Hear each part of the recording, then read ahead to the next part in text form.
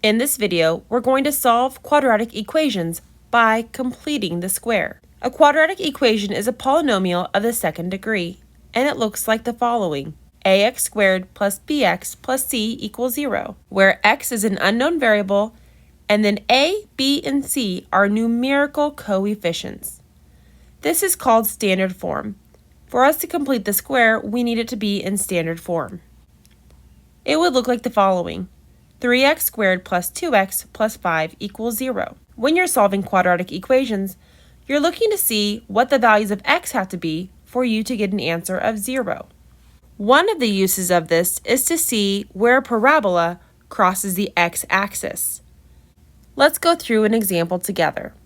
The first step in completing the square is to get rid of the plus 3 by subtracting 3 on both sides. This is going to leave us room to complete our square. The positive 3 and negative 3 cancel. Now we can rewrite x squared plus 4x, leave a blank, and it equals negative 3. Now we can complete our square. The first step is to take half of the middle number, 4 divided by 2. We're going to square that. 4 divided by 2 is 2, so we have 2 squared. And we're going to add that to both sides. We have to add it to both sides to keep the balance. On this next step, we're going to write our parentheses. In our parentheses, we're going to write this variable. We're going to write the next operation. We're going to write this number, and then our square. And it's going to equal negative 3 plus 4. Negative 3 plus 4 is 1. Now we have to solve this equation. How do you get rid of a square? You square root. So we have to square root both sides, because what you do to one side, you have to do to the other. The square root and the square cancel, leaving us with just the x plus 2. And the square root of 1 is actually a plus or minus 1. It's plus or minus because a positive 1 times a positive 1 is 1, and a negative 1 times a negative 1 is 1. So we have two potential answers here.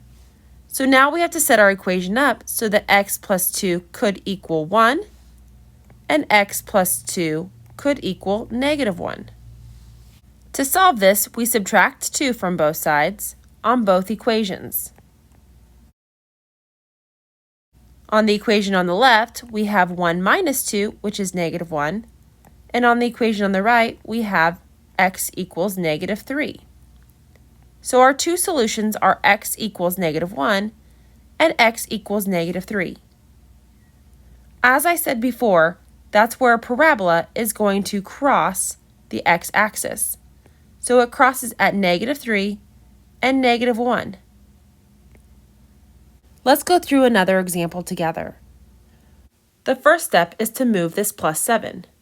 You do that by subtracting 7 on both sides. Now we have x squared plus 8x, leave a space, and it's going to equal negative 7.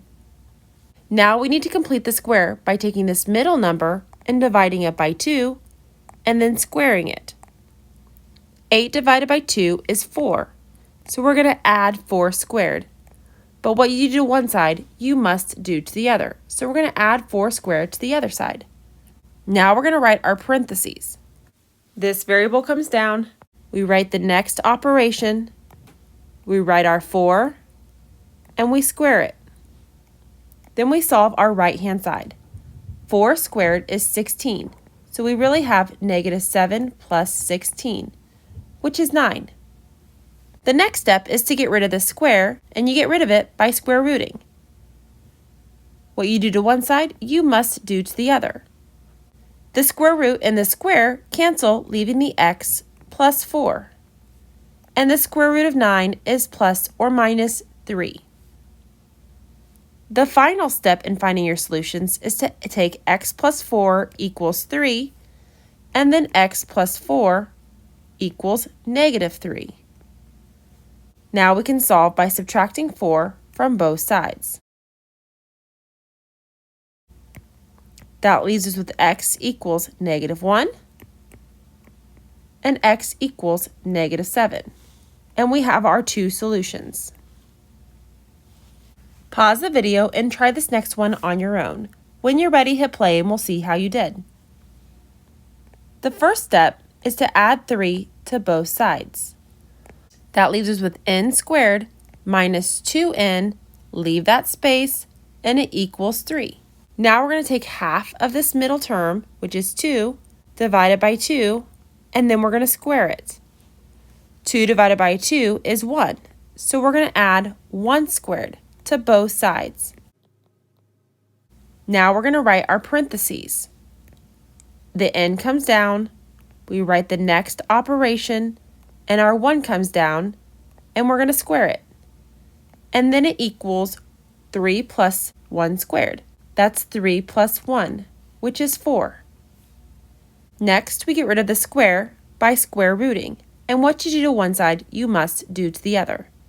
The square and the square root cancel, leaving us with n minus 1. And the square root of 4 is plus or minus 2. The last step is to take n minus 1 and set it equal to 2, and then n minus 1 and set it equal to negative 2, and then solve them. We can add 1 to both sides. That gets us n equals 3, and then add 1 to both sides, and that gets us n equals negative 1. So our two solutions are n equals 3 and n equals negative 1.